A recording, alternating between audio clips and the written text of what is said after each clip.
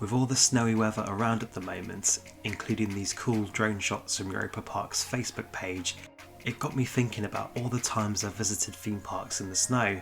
Recently we've seen a flurry of theme parks extending their operating seasons into those colder winter months, typically for holiday-based events. This is Stu for Out and Back Travel, inviting you to pour yourself a hot chocolate, add a dash of Baileys and pop on that favourite winter sweater because it's time for a roller coaster snow day.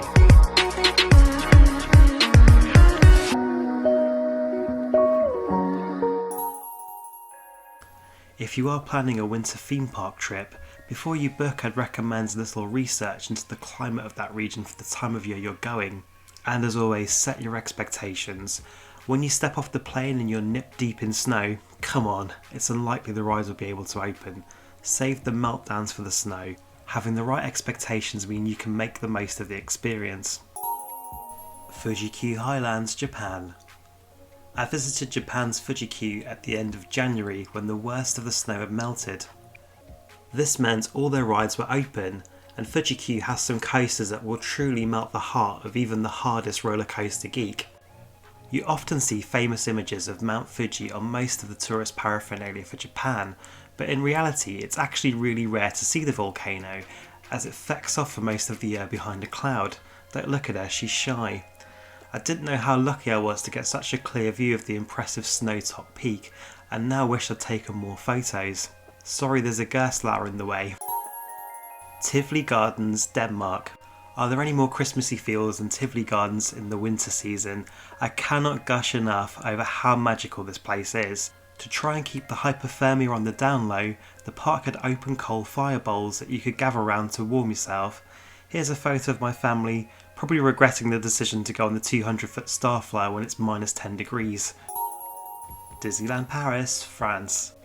Disneyland Paris, Disneyland Park is one of the most beautiful Disney parks in the world and is even more special in the snow, until maybe about 2 hours in and you've lost all the feeling in your toes. The Frontierland Lake had even frozen over. Amazingly though, all the rides were operating. We even had a cheeky snowball fight on Dumbo the Flying Elephant. Toverland, the Netherlands. Toverland wins the Maximum Effort Award for the park trying to operate in the snow. Understandably, the GCI wooden coaster Troy couldn't operate in the snowdrift. However, the park did a really good job of trying to get as much open as possible. This photo shows an engineer using a circular saw to cut through the ice on the log flume. They actually opened the log flume half an hour later, so top marks for effort. And who doesn't want to ride a log flume in January in the snow?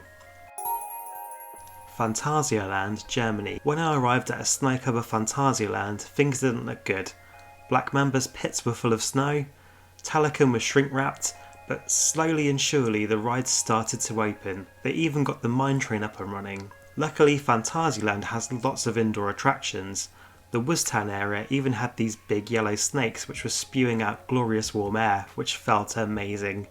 The park had an extra fabulous atmosphere as it was Snow Pride, an event I can't actually find any historical record that actually happened.